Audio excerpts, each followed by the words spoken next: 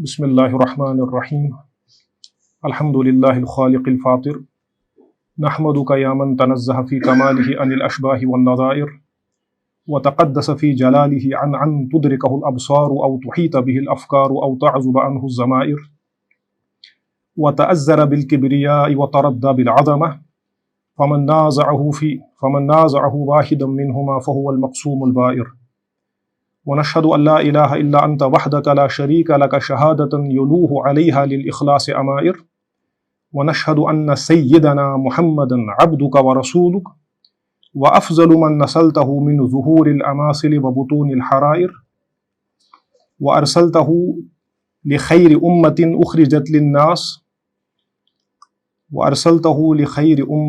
أخرجت للناس فهديت به كل حائر ومحيت به مظالم الجاهلية وأحييت به معالم الإسلام والشعائر أما بعد رب اشرح لي صدري ويسر لي أمري واحلل عقدة من لساني يفقهوا قولي اللهم أرنا الحق حقا وارزقنا اتباعه وأرنا الباطل باطلا وارزقنا اجتنابه اللهم صل على محمد وعلى آل محمد كما صليت على إبراهيم وعلى آل إبراهيم إنك حميد مجيد اللهم بارك على محمد وعلى آل محمد کما بارکت علی ابراہیم وعلی آل ابراہیم انک حمید مجید۔ آج ہماری پہلی کلاس ہے اس سبجیکٹ کی، اور جیسا کہ معید صاحب نے آپ کے سامنے فرمایا کہ یہ القواعد الفقہیہ ہے، یعنی جو سبجیکٹ میں آپ کو پڑھاؤں گا القواعد الفقہیہ ہے، اور اس کے لیے ہم نے جس کتاب کو منتخب کیا ہے وہ ہے کفایت الطلاب فی القواعد الفقہیہ۔ یہ کتاب کیا ہے؟ اس کتاب کا بھی ہم انشاءاللہ آگے چل کے تعارف دیں گے، اور اس کتاب کے جو مصنف ہیں ان کے بارے میں بھی انشاءاللہ بات ہوگی۔ آج ہم کچھ بنیادی باتیں کریں گے اس سلسلے میں۔ تو آج جن چیزوں پہ ہم بات کریں گے ان میں پہلی چیز جو ہے وہ ہے العلوم المتصلہ بالفقہ۔ بعض ان علوم کا ہم ذکر کریں گے جو فقہ سے متعلق ہیں، جو فقہ سے ریلیٹڈ ہیں، کیونکہ ہمارے یہاں ہمارے جو علماء ہیں رحمہم اللہ تعالی، انہوں نے مختلف علوم میں اور مختلف فنون میں بہت ہی شاندار کنٹریبیوشن کیا ہے۔ ان علوم میں سے ایک عظیم اور محتم بشان علم جو ہے وہ علم الفقہ ہے، لیکن یہ جو فقہ ہے اس کی پھر اپنی کچھ ذیلی شاخیں ہیں، یا ہم یہ کہہ سکتے ہیں کہ جو فقہ ہے اس فقہ سے ریلیٹڈ کچھ اور بھی علوم ہیں جو اس سے ڈائریکٹلی ریلیٹڈ ہیں۔ تو وہ علوم کون سے ہیں؟ العلوم المتصلہ۔ اتصل یتصل، اتصال کے معنی ہے ریلیٹ ہونا، ملنا۔ اس کا اپوزٹ آتا ہے انفصل ینفصل، انفصال، انفصال ہو گیا الگ ہونا، اتصال اور انفصال۔ تو العلوم وہ والے علوم المتصلہ جو ملے ہوئے ہیں یا ریلیٹڈ ہیں بالفقہ، ایک تو اس پہ بات ہوگی۔ دوسری چیز جس پہ ہم بات کریں گے وہ ہے معنی القاعدہ۔ القاعدہ کے معنی کیا ہے؟ جب ہم کہتے ہیں قواعد فقہیہ تو قواعد جو ہے یہ قاعدہ کی جمع ہے، تو ہمیں معلوم ہونا چاہیے کہ اصل میں قاعدہ کیا ہے۔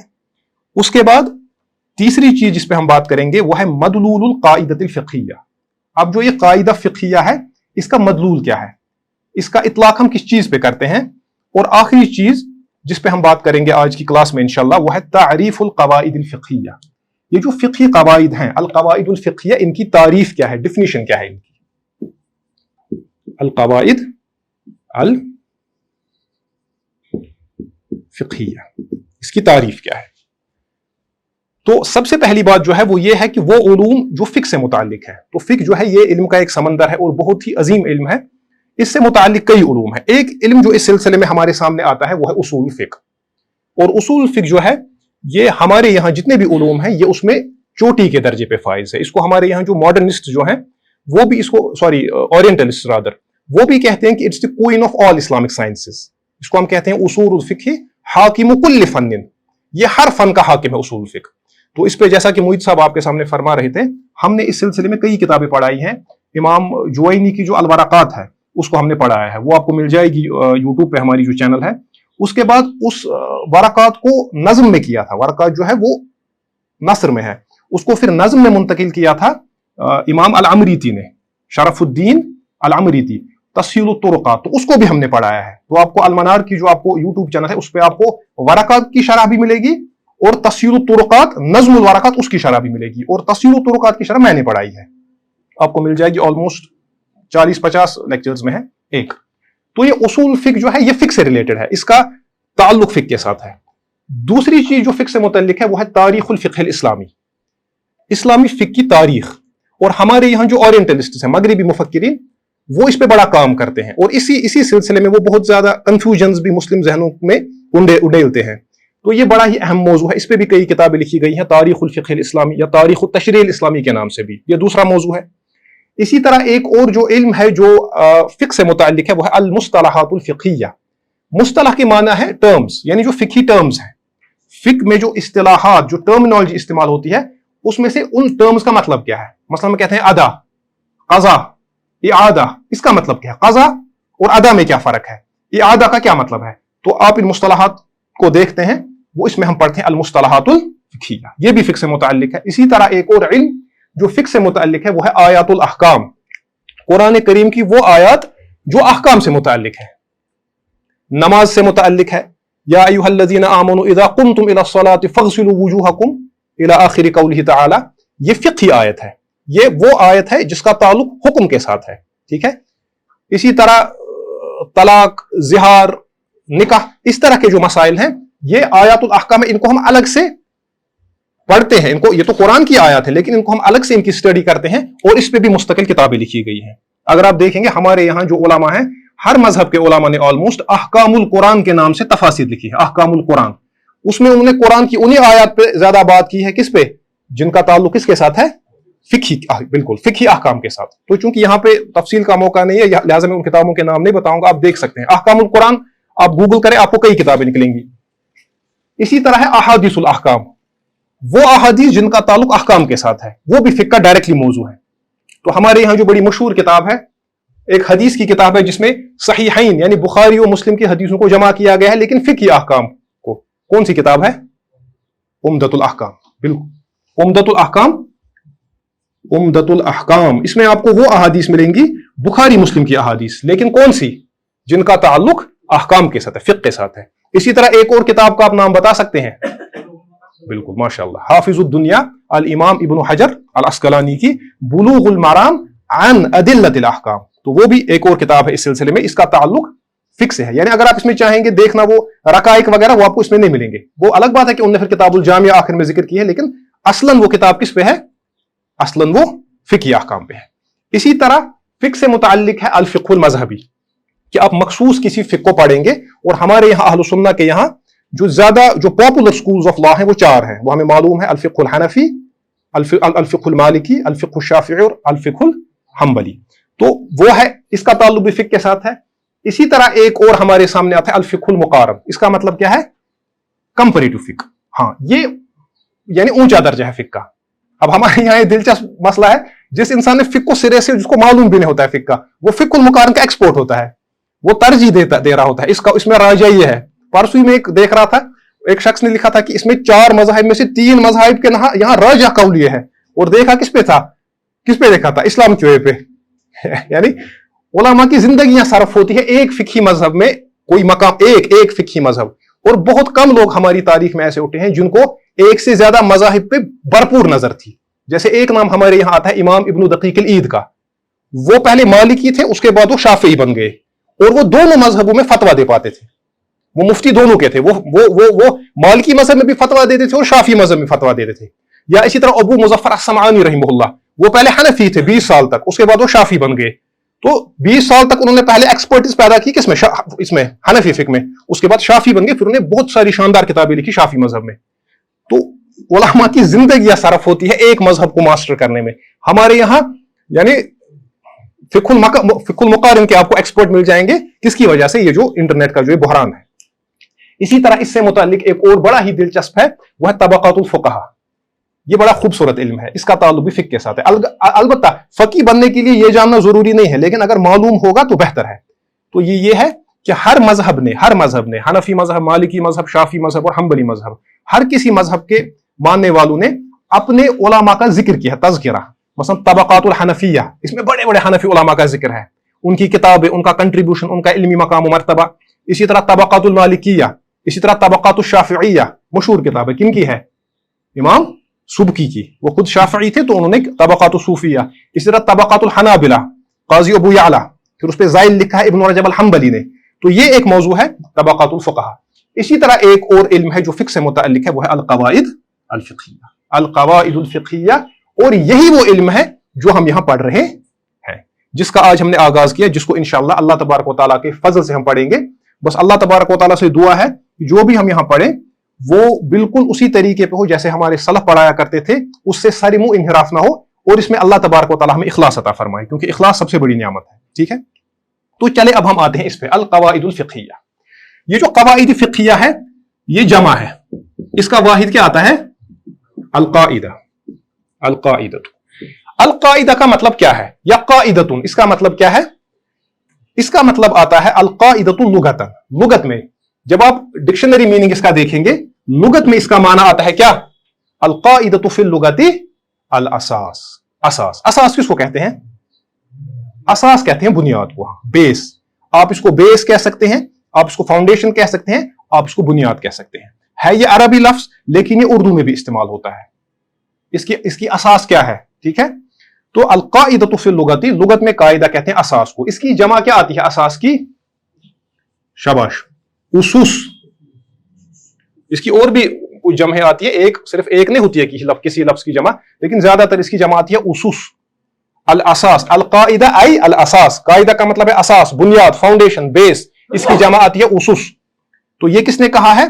तमाम उलमा ने ये बात की है। मैं एक हवाला आपको दूंगा, उस पर इक्तिफा करेंगे। इमाम जुरजानी रहिमहुल्लाह ताला फरमाते हैं, बहुत बड़े इमाम हैं, इनकी किताब है किताबुत तारीफात, बहुत अहम किताब है। तो वो अब वहां हम नहीं जाएंगे कि ये इसमें क्या है वगैरह, इसमें डिफिनेशंस है, ये टर्मिनोलॉजीज की। तो फरमाते हैं अल काइदतु लुगतन, लुगत में कायदा किसको कहते हैं? तुतलकु अलल असास, अतलका युतलिकु इतलाक, इतलाक करना। तुतलकु मजहूल है, अल काइदतु लुगतन, लुगत में कायदा क्या है?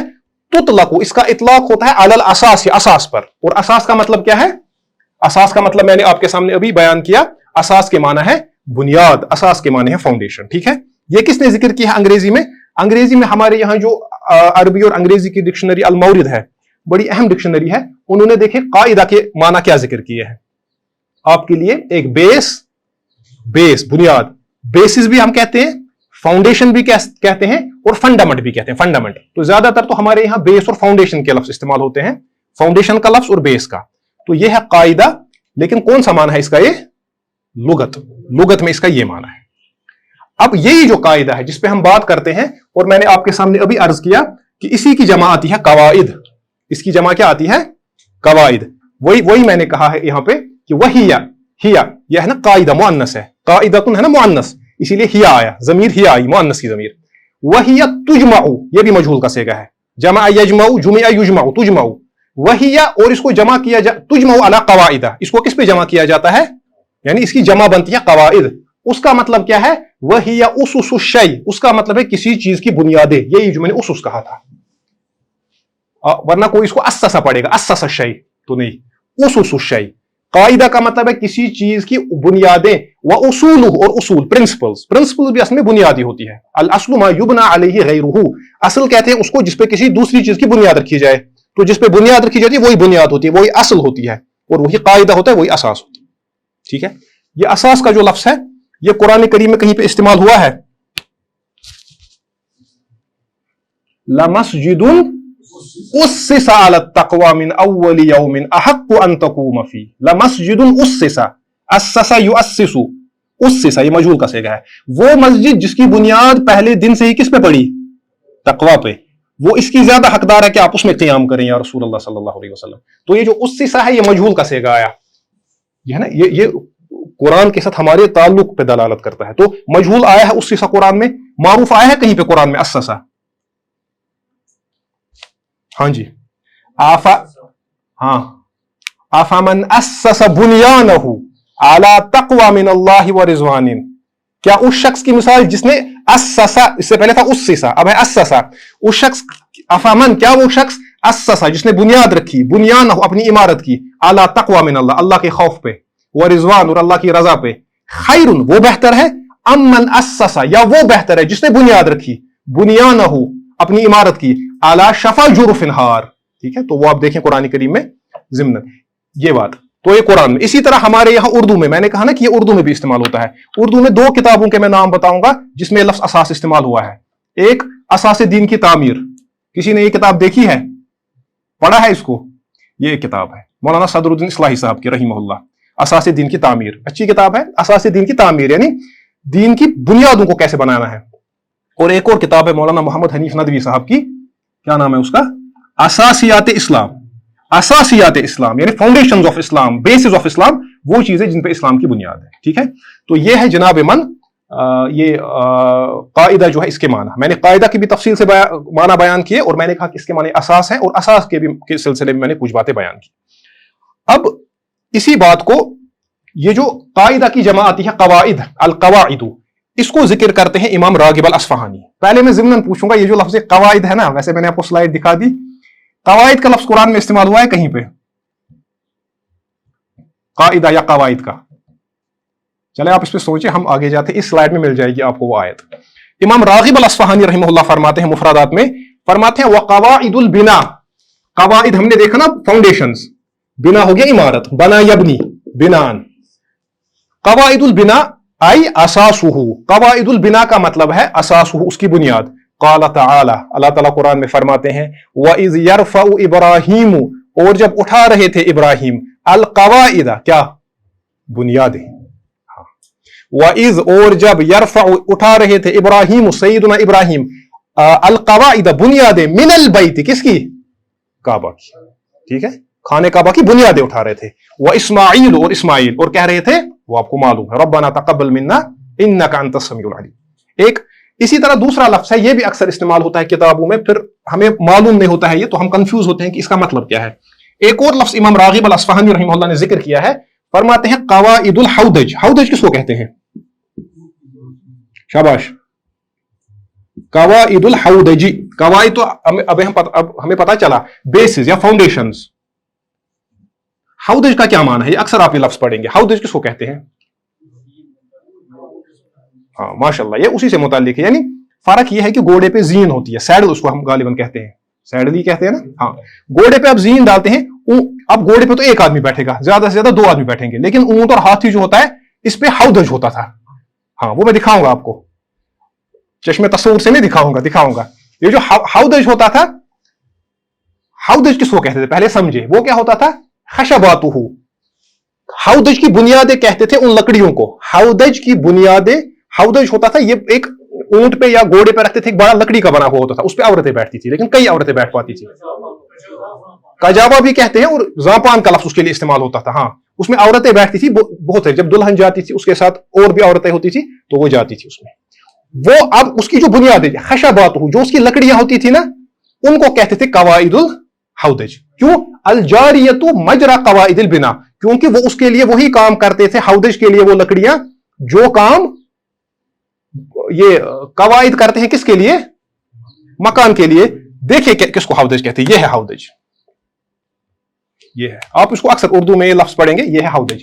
देखिए ऊपर है नहीं बैठने की जगह, इस पे कई आदमी बैठ सकते हैं। अब ये कितना बड़ा आप बनाएंगे उस पे मुनहसर है, इस पे कई औरतें बैठती थी, आदमी भी बैठ सकता है। नीचे से जो ये लकड़ी आप देख रहे हैं ना, ये जिसपे खड़ा है, इसको कहते थे कवाइदुल हौदज। तो पता चला कि लुगवी तौर पे कायदा और कवाइद का मतलब है बुनियाद और असास।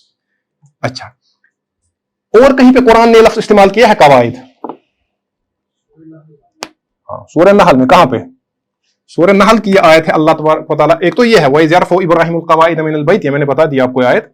दूसरी आयत है सूरह नहल में, अल्लाह ताला फरमाते हैं कि वो लोग जो अल्लाह के साथ मक्र करना चाहते हैं, जो अल्लाह को धोखा देना चाहते हैं अपने ज़ाम बातिल में, अल्लाह ने क्या किया, फ़अतल्लाहु बुनियानहुम, अल्लाह आया उनकी इमारत में, मिनल क़वाइद, कहां से, बुनियाद से। हाँ, यानी अल्लाह ताला का अम्र आया, फ़अतल्लाहु बुनियानहुम मिनल क़वाइद, अल्लाह ताला उनकी इमारत की, अल्लाह ताला का जो हुक्म है, उसका जो अम्र है, वो उसकी बुनियाद के, उसकी इमारत की बुनियाद में आया। फ़ख़र्र अलैहिमुस सक़्फ़ु, बस उन पे गिर गया क्या, उसकी छत। जब बुनियाद अल्लाह ताला ने डाल दी तो उनकी छत उनके ऊपर, हाँ, फ़ख़र्र अलैहिमुस सक़्फ़ु मिन फ़ौक़िहिम, तो उनके ऊपर उनकी छत गिर गई। तो इससे वाज़िह तौर पे ये बात पता चलती है कि जो कायदा है, इसकी जब कवाइद आती है, और ये अरबी जुबान में किस माने में इस्तेमाल होता है, असास, बुनियाद। शाबाश। अब आते हैं इसके इस्तिलाही माना की तरफ। इसके जो इस्तिलाही, यानी इस्तिलाही माना कौन से माना होते हैं, इस्तिलाही माना होते हैं, यह भी एक अहम मसला है। जो लुगवी माना होते हैं ना, लुगवी माना थोड़ा वसी होते हैं, क्योंकि उसको अहले लुगत इस्तेमाल करते हैं, सब लोग समझे। आप समझे, अला सबील मिसाल, یہ ایک بستی ہے, یہ ایک ایریا ہے, کوئی ملک ہے, ہم لوگ یہاں پہ, تو یہاں پہ سب لوگ ایک لفظ استعمال کریں گے. پھر انہی لوگوں میں سے ایک مخصوص طبقہ کسی لفظ کو اسی لغت سے لے کے اپنے معنی میں استعمال کرتا ہے, وہ اس کے اصطلاحی معنی ہوتے ہیں. ٹھیک ہے تو یہ تو سب لوگ جو یہاں پہ بیٹھے ہوئے ہیں ان کی ایک اپنی ٹرم ہے, اپنی اصطلاح. اب ان میں سے کوئی گروپ کھڑا ہوتا ہے, وہ اپنی ایک ٹرم بناتا ہے, لیکن لغت تو اسی سے لے گا نا, وہ لائے گا کہاں سے, وہ اسی لغت سے لے کے اپنا, وہ اپنی ایک ٹرم بناتا ہے, اس کو کہتے ہیں اصطلاحی معنی, جو ٹرمینالوجی ہوتی ہے اس کا اپنا معنی ہوتا ہے. اب ظاہر سی بات ہے, اب زیادہ وسعت کس معنی میں ہوگی, اس معنی میں ہوگی یا اس معنی میں ہوگی, لغت. ہاں, لغت کا معنی زیادہ وسیع ہوتا ہے. ٹھیک ہے, یہ اس کو یاد رکھیں. تو ہم آتے ہیں اب اصطلاح میں قواعد کس کو کہتے ہیں. اب دیکھیں القاعدہ, تو فی الحال ہم نے فقہی قواعد کی بات نہیں کر رہے, ابھی ہم فقہ پہ نہیں آئے, ہم کہہ رہے ہیں قاعدہ کسے کہتے ہیں. القاعدہ کی بات ہو رہی ہے, القاعدہ. اس پہ جب ہم اس کو اس کے بعد اس پہ جب فقہیہ لگے گا تو اس کے معنی کچھ اور ہو جائیں گے. ہم کہیں گے القاعدہ نحویہ, کچھ اور معنی ہوں گے. القاعدۃ الاصولیہ, کچھ اور معنی ہوں گے. القاعدۃ القانونیہ. ٹھیک ہے, تو فی الحال ہم صرف قاعدہ پہ بات کر رہے ہیں. تو قاعدہ امام جرجانی رحمہ اللہ تعالیٰ فرماتے ہیں یہ اہم ہے, یہ اس کو سمجھے آپ. امام جرجانی نے جو اس کی ڈیفینیشن بیان کی ہے نا قاعدہ کی. اچھا, اب اس کو سمجھنے سے پہلے ایک اور بات سمجھے. ایک ہوتا ہے کوئی چیز ہوتی ہے حصی, ایک ہوتی ہے معنوی. حصی اور معنوی کا کیا مطلب ہے؟ حصی اور معنوی کا مطلب وہ ہے, حصی چیز کوئی وہ ہوتی ہے جس کو آپ دیکھ سکتے ہیں, which perceive through your perceptions, جس کو آپ ٹینجیبل, جس کو آپ کہتے ہیں ٹینجیبل, آپ دیکھ سکتے ہیں. یہ کھول آنکھ, فلک دیکھ, فضا دیکھ, زمین دیکھ, مشرق سے ابھرتے ہوئے سورج کو ذرا دیکھ, ہر چیز آپ دیکھ رہے ہیں. یہ حصی چیز ہوتی ہے, which you can feel, which you can know through your sense perception. دوسرا ہوتا ہے معنوی. معنوی ہو گیا یہ آپ کو sort of abstract سمجھانے کے لیے, یہ تھوڑا abstract ہوتا ہے, اس کا مطلب صحیح معنی اس کا abstract نہیں ہے, میرے ذہن میں نہیں آ رہا ہے اس وقت لفظ اس کا.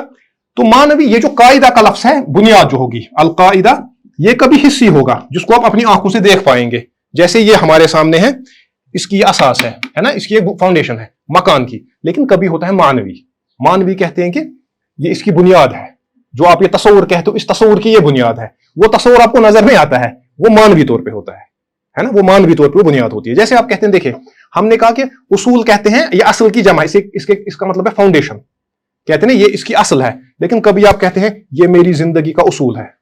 بھائی کون سا اصول؟ وہ تو دکھ نہیں رہا ہے, ہمیں آپ کی زندگی نہیں دکھ رہی ہے, تو آپ کے اصول کہاں سے دکھیں گے؟ یہ معنوی طور پہ, یہ جو اصول ہیں یہ معنوی اصول ہوتے ہیں.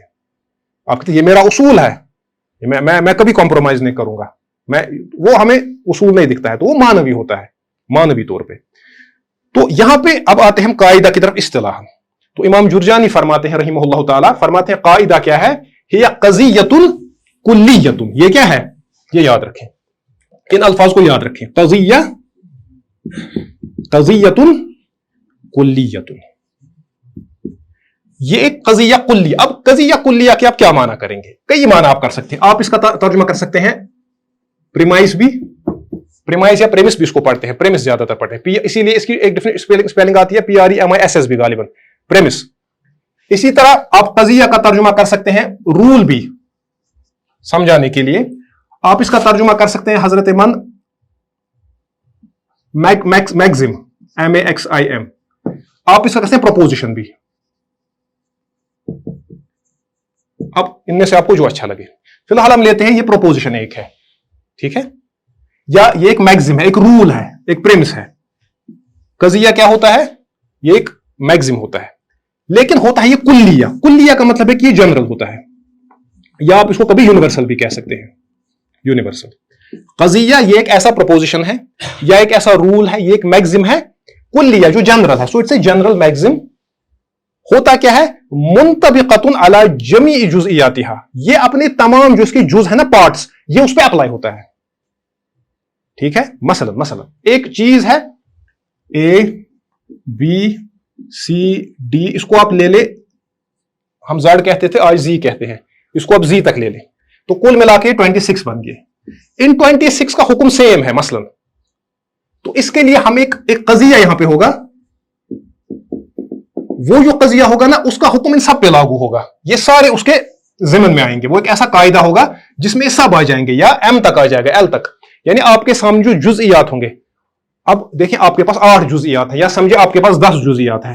ان 10 جزئیات کا حکم معلوم کرنا مشکل ہے, آپ یاد رکھنا. 10 चीजों को आप कहां याद रखेंगे? उसका ये है, अच्छा अब फिक्र की किताब में इसका हुक्म ये है, दूसरा मसला इसका हुक्म ये है, फिर क्या होता है, फिर एक कायदा बनता है, एक कायदा या एक उसूल बनता है, वो इन सब को हावी होता है। जब आपने इस कजिया को समझा, आपने इन 10 का हुक्म खुद समझा। एक कजिया आपको याद रखना है, तो ये कजिया कुल्लिया, ये एक जनरल एक रूल है, एक जनरल एक मैक्सिमम है, जो मुंतबिक, जो अप्लाई होता है अला जमी जुज़इयात, अपने तमाम जुज़इयात। ठीक है, तो ये इसकी डेफिनेशन है। ये एक ऐसा एक रूल है, एक ऐसा मैक्सिम जो अपने तमाम जुज़इयात पे अप्लाई होता है, कुल्लिया अला जमी जुज़इयात। एक ये डेफिनेशन बयान की है इमाम जुरजानी रहिमहुल्लाह ताला ने। इसके बाद हमारे दूसरे बहुत बड़े इमाम हैं, इमाम सादुद्दीन अत-तफ्ताज़ानी। तो इनको याद रखें। जब आप कहते हैं, जब हम उलामा कहते हैं, अल-उलामा वरासतुल अंबिया, वो असल में इस तरह के आलिम होते हैं। जैसे मोहित साहब अभी बता रहे थे आपको कि इमाम मालिक, इमाम शाफी वगैरह, तो ये बड़े आलिम थे, और ये मतलब माकूलात और मनकूलात के बहुत बड़े इमाम थे। और तफ्ताज़ानी के बारे में ज़िम्ना नहीं बताऊंगा, तफ्ताज़ानी हनफी थे या शाफई थे, इसके बारे में उलामा का इख्तिलाफ है। ये इतने बड़े आदमी थे, हर बड़े आदमी को लोग अपने साथ मंसूब करते हैं। हनफी एडी चोटी का जोर लगा रहे हैं कि ये हमारे थे, ये हनफी थे, और शवाफी भी वहां से अच्छी खासी मेहनत कर रहे हैं कि ये क्या थे, ये शाफई थे। तो इमाम तफ्ताज़ानी जो थे वो क्या थे, वो बहुत बड़े इमाम थे। वो आप खुद पढ़े, आगे चल के आप फिर फैसला करेंगे, थोड़ा मुश्किल फैसला करना है क्या थे, बहुत बड़े इमाम थे। इनके मंतिक पे, फलसफा, उसूल फिक उसमें बड़ा ना, वो कहते हैं ना कि चोटी का दर्जा इनका था। देखिए इन्होंने भी यही बात बयान की है, ये फरमाते हैं वल काइदतु, और कायदा क्या है, हुक्मुन कुल्लियुन। इन्होंने कजिया की जगह हुक्म इस्तेमाल किया। हुक्म को आप तर्जुमा करते हैं रूल या रूलिंग, रूलिंग्स। हुक्मुन कुल्लियुन, ये एक कुल्ली हुक्म है, कुल्ली हुक्म, वही कुल्ली तो मैंने बताया आपको। वहां पे कुल्लिया क्यों आया, यहां पे कुल्ली क्यों आया, बताएगा कोई? माशाअल्लाह, वहां पे कजिया की ये सिफत थी, यहां पे हुक्म की सिफत है कुल्ली। हुक्मुन कुल्लियुन, ये एक जनरल ये रूलिंग है, यंतबिकु, जो मुंतबिक होती है, विच अप्लाइज टू अला जुज़इयातिही, अपनी जुज़इयात पे, हर किसी जुज़ई पे नहीं, जो इसका जुज़ई हो। तो पता चला कि हर कजिया या हर हुक्म की अपनी जुज़इयात होती हैं, उन पे इसका अप्लाई होता, ये अप्लाई होता है। हुक्मुन कुल्लियुन, ये एक हुक्म कुल्ली है, यंतबिकु, जो मुंतबिक होता है अला जुज़इयातिही, अपनी जुज़इयात पे। क्यों, किस लिए? हाँ, लियुतअर्रफ अहकामुहा मिन्हु, ताकि हमें इन जुज़इयात का हुक्म पता चले इस कायदे के जरिए। तो पता चला जो कायदा होता है या ये कजिया, ये मुअर्रिफ होता है किसका, अपने जुज़ई के हुक्म का। मतलब क्या है उसका, मुअर्रिफ हो गया बताने वाला। ये आपको बताता है कि मैं कायदा ये हूं, मेरे अंदर जो जुज़इयात आती हैं, तो इस जुज़िये का हुक्म पता चलेगा इस कायदे से, इसका हुक्म क्या है। ठीक है, तो ये है इसका क्या कहते हैं, इसको कायदे का मतलब। अभी तक हम कायदे फिक्हिया पे नहीं आए, हमने जनरली कायदे की बात की, इसके लुगावी माना, और हमने कायदा के इस्तिलाही माना किए। एक बात यहां तक क्लियर है ना? अभी तक 3 बातें हमने पढ़ी। एक तो पढ़ा कि हमने वो उलूम जिनका ताल्लुक फिक्र के साथ है, और दूसरी बात पढ़ी कायदा का फिक्र, ये कायदा का लुगावी माना क्या, और तीसरी बात पढ़ी कायदे के क्या है, इस्तिलाही माना। तो याद रखें, ये एक दूसरा, ये भी, इसको भी आप एक कायदा समझे, ये भी कायदा है। लिकुल्लि इल्मिन कवाइद, ये बजात खुद एक कायदा है, ये भी एक मैक्सिम है, एक रूल है। लिकुल्लि इल्मिन कवाइद, हर किसी इल्म के कवाइद होते हैं, यानी प्रिंसिपल्स, मैक्सिम्स हर इल्म के होते हैं। वो क्या होता है, वो जो कायदा होता है ना, वो उस इल्म को समेटता है, वरना वो फैला हुआ होता है, बिखरा हुआ होता है। आपके पास 100 मसले हैं मसलन, और 10 कवायद हैं, इनमें से 10 कवायद हर किसी कायदे के पास जाते हैं, तो आप इन 100 मसाइल को बस 10 कवायद में समेटते हैं। अगर आपको 10 कवायद का इल्म है, आपको 100 मसाइल का इल्म है। ठीक है, वो मसला है, तो हर किसी इल्म में। तो इसीलिए हम कहते हैं वक़द जरा हाज़िल इस्तिलाह, जरा यजरी के माने जारी होना, चलना। वक़द जरा हाज़िल इस्तिलाह फी जमीइल उलूम, ये तमाम उलूम में इस्तिलाह इस्तेमाल होती है आज भी, मतलब जो वेस्टर्न जो उलूम है उनमें भी इस्तेमाल होता है। ठीक है, जो उसकी बुनियादें होती है किसी इल्म की, मैक्सिम्स होती हैं, फाउंडेशंस, रूल्स होते हैं, प्रोपोजिशंस होते हैं। जैसे मैं 2 मिसालें दूंगा, एक तो कवाइद नहविया, नहवी कवाइद है ना। फाइल दुनिया में कितने हैं, कितने फाइल दुनिया में हैं? हम सब इस वक्त फाइल हैं, हर कोई अभी इधर ही हम बैठे हैं, हर कोई कुछ ना कुछ कर रहा है। जो खामोश बैठा है वो देख रहा है, ये बजात खुद एक फेल है। पूरी दुनिया में कितने फाइल हैं? अब हर किसी फाइल का हुक्म क्या है? आप मतलब जाएंगे, आप कहेंगे अली जो है ये एक फाइल है, महमूद एक फाइल है, फुला फुला। हमने एक कायदा बना दिया, अल फाइलु मरफू, फाइल मरफू है, हर फाइल मरफू है। अब आप इबारत में देखते हैं, जहां पे भी आपको कोई फाइल दिखता है, आप कहते हैं मरफू है। किसने कहा? कायदे ने कहा, अपने कायदा याद रखा। دنیا میں کتنے فائل ہیں؟ تمام فائل. تو جتنے بھی فائل ہیں، جتنے بھی فائل دنیا میں جو کام کر رہے ہیں، وہ تمام جزئیہ ہیں. کس کا؟ وہ جزئیات ہیں نحوی طور پہ اس قاعدے کے، الفاعل مرفوع. ٹھیک. دوسرا قاعدہ آپ نے یاد رکھا، المفعول منصوب. جو مفاعیل ہوتے ہیں وہ منصوب ہوتے ہیں، مفعول بھی وغیرہ وغیرہ. ضرب حامد محمودن، محمودن آپ نے کہا محمودن، ہاں اس نے اس کو مارا. ٹھیک ہے. ضرب محمد احمد. کیوں؟ یہ کون بتا رہا ہے؟ یہ میں نہیں، آپ نے، یہ وہ قاعدہ بتا رہا ہے which in the back of your mind. تو وہ ہے. اسی طرح المضاف الیہ مجرور، مضاف الیہ مجرور، یہ قواعد نحویہ ہیں. رسول اللہ، بیت اللہ، ناقۃ اللہ، 3 جزئیے بتائے میں نے آپ کو. ان کا قاعدہ یہ ہے المضاف الیہ مجرور. اب کتنا آسان ہے؟ آسان ہے یا مشکل ہے؟ آسان ہے. اس کے بعد آتے ہیں قواعد اصولیہ کی طرف. ان کی میں زیادہ وضاحت نہیں کروں گا. پہلا ہے الامر للوجوب. امر جو ہوتا ہے وہ وجوب کے لیے ہوتا ہے. جب حکم آتا ہے کسی جگہ پہ اللہ تعالیٰ کی طرف سے، وہ اصلاً وجوب کے لیے ہوتا ہے. اللہ تعالیٰ فرماتے ہیں اقیموا الصلاۃ، نماز قائم کرو، یہ حکم ہے. آپ نے کہا نماز قائم کرو، یہ حکم ہے، امر ہے. امر کس کے لیے ہوتا ہے؟ وجوب کے لیے. تو نماز کیا ہے؟ واجب ہے کہ نہیں؟ اسی طرح النہی للتحریم، حکم امر جو ہوتا ہے وہ ہوتا ہے وجوب کے لیے. اس کی پھر اپنی تفصیل ہے. نہی جو ہوتی ہے وہ تحریم کے لیے ہوتی ہے، کسی چیز کو حرام کرنے کے لیے. وَلَا تَقْرَبُوا الْفَوَاحِشَ مَا ظَهَرَ مِنْهَا وَمَا بَطَنَ. وَلَا تَقْرَبُوا، اور مت نزدیک جاؤ فواحش کے. اللہ، یہ نہی ہے، لا تحریم کے لیے آتی ہے. تو پتہ چلا فواحش کا ارتکاب کرنا یہ حرام ہے. ٹھیک ہے. تیسرا قاعدہ ہے، اب اس میں کتنے، یعنی دنیا کا جو بھی امر ہے جو وجوب کے لیے وہ اس میں آئے گا، دنیا کی جو بھی نہی ہے جو تحریم کے لیے وہ اس میں آئے گی، وہ اس کا جزئیہ بن جائے گی. اور تیسرا قاعدہ ہے یہ الامر بالشیء. یہ میں نے پڑھایا ہے اس میں تفسیر الطرقات میں، جو میں نے پڑھایا تھا ورقات میں ہے یہ اس کا ذکر. الامر بالشیء، کسی چیز کا حکم، نہی عن ضدہ، اس کے اپوزٹ سے منع کرنا ہوتا ہے. ٹھیک ہے. الامر بالشیء، کسی چیز کا حکم اس کے اپوزٹ سے منع کرنا ہوتا ہے. مثلا میں آپ سے کہوں گا آپ اٹھیں، اس کا مطلب بیٹھنے سے میں منع کر رہا ہوں، ہے نا. جائیں، یہاں رکنے سے منع کر رہا ہوں. الامر بالشیء نہی عن ضدہ. کلیئر یہاں تک؟ زیادہ بوجھل تو نہیں ہوا؟ اس کے بعد ہاں، اب یہ دوسرا مسئلہ بڑا اہم ہے. ہم نے کہا کہ یہ جو قاعدہ ہوتا ہے یہ کیا ہوتا ہے؟ کلیہ، کلی ہوتا ہے. اور ہم نے ایک لفظ استعمال کیا جمیع جزئیاتھا، یہ تمام جزئیات کو حاوی ہوتا ہے. لیکن کچھ آلموسٹ ہر کسی قواعد میں کچھ شاذ ہوتے ہیں جو اس سے باہر نکلتے ہیں، ایکسیپشنز ہوتے ہیں. ہاں، جس کو ہم کہہ سکتے ہیں ایکسیپشن ٹو اے رول. اس سے وہ رول ختم نہیں ہوتا ہے. ظاہر سی بات ہے، جو انسان یہ سمجھے گا وہ کہے گا کہ ایک قاعدے میں 20 مسائل آ رہے ہیں، پھر ایک اس سے نکل رہا ہے، کہے گا ہاں یہ قاعدہ ہی ٹوٹ گیا. نہیں، یہ اس آدمی کی مطلب کم فہمی ہے. تو ہر کسی قاعدے کا کیا ہوتا ہے؟ کچھ ایکسیپشنز ہوتے ہیں، ان کو ہم کہتے ہیں شواذ القواعد. تو کیا ہوتا ہے؟ فشاذ، جو شاذ ہوتا ہے، جو نکل جاتا ہے. او نادر، یا نادر کہتے ہیں نا، شاذ و نادر. فشاذ والنادر، شاذ اور نادر لا ينقض القاعدہ، اس سے قاعدہ ٹوٹتا نہیں ہے، قاعدہ اپنی جگہ ہوتا ہے. ہم کیا کرتے ہیں وہ میں آگے چل کے بتاؤں گا. ہم کیا کرتے ہیں، یہ جو شاذ ہوتا ہے نا، اس کو کسی اور قاعدے کے ذیل میں لاتے ہیں.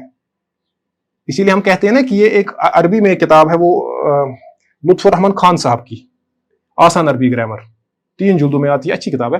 اس میں انہوں نے ایک اچھی بات لکھی ہے. وہ کہتے ہیں کہ جب آپ کوئی بھی قاعدہ پڑھیں، نحو کا یا صرف کا، اپنے یہ لفظ انہوں نے استعمال کیے ہیں، کہتے ہیں کہ اپنے دماغ کی ایک کھڑکی کھلی رکھیں کہ یہاں سے کوئی قاعدہ باہر جائے گا، کوئی نہ کوئی قاعدہ ہوگا جو باہر جائے گا.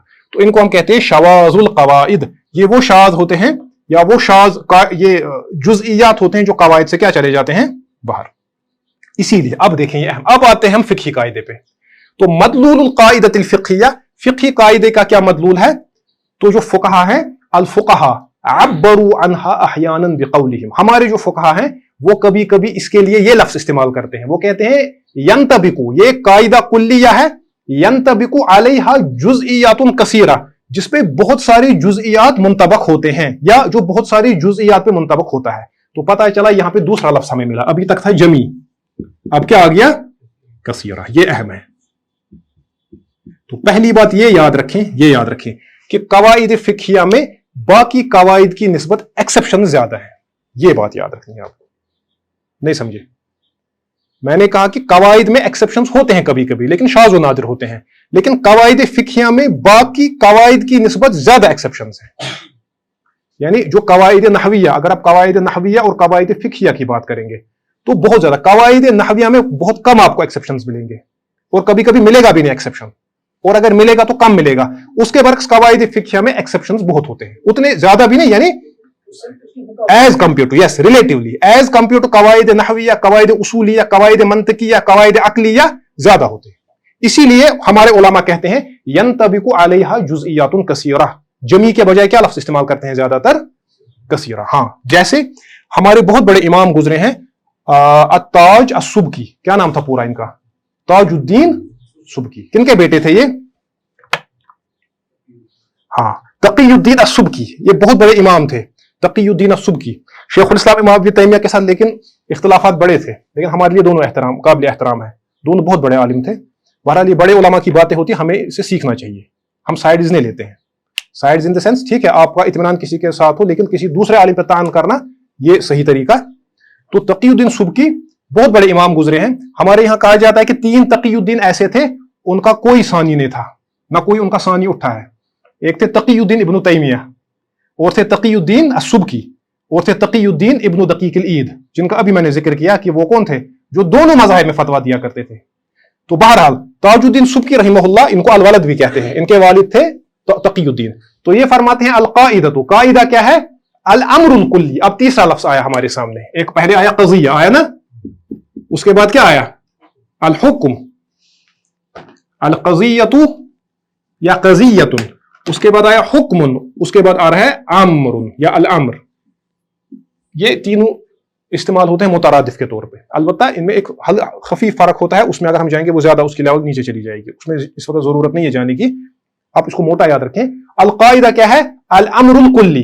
امام سبکی فرماتے ہیں رحمہ اللہ تعالی یہ امر کلی ہے، الذی ینطبق علیہ، جس کی طرف لوٹتے ہیں، جس پہ منطبق ہوتے ہیں جزئیات کثیرہ. جزئیات، انہوں نے جمی جزئیات نہیں کہا، انہوں نے کیا کہا؟ جزئیات کثیرہ. پھر ہم کیا کرتے ہیں؟ تفہم، سمجھا جاتا ہے، احکامھا منہا، ان کے احکام کو ان سے، یعنی جزئیات کے احکام کو سمجھا جاتا ہے قواعد سے. اور یہ قواعد جو ہوتے ہیں یہ کثیرہ جزئیات پہ منطبق ہوتے ہیں، تمام پہ نہیں ہے. تو یہ اہم بات ہے اس میں، ٹھیک ہے. تو یہ چونکہ آج ہماری پہلی کلاس تھی، آپ کے ساتھ میری پہلی انٹریکشن تھی، انشاءاللہ اگلی کلاس میں ہم اسی بحث کو تھوڑا آگے چلائیں گے. ابھی 1-2 کلاسز اسی سلسلے میں ہوں گی. ہم بات کریں گے انشاءاللہ اس کے بعد یہ جو قاعدہ ہوتا ہے نا، قاعدہ اور ضابطہ میں کیا فرق ہے؟ ضابط، ما الفرق بین القاعدۃ والضابط؟ الضابط کہتے ہیں ضابط ہے، یہ بہت اہم ہے. جب تک آپ ان چیزوں کو نہیں سمجھیں گے تب تک ہم آگے نہیں بڑھ سکتے. بس 2-3 کلاس اس میں ہو جائیں گے، اس کے بعد ہم کتاب کو شروع کریں گے انشاءاللہ.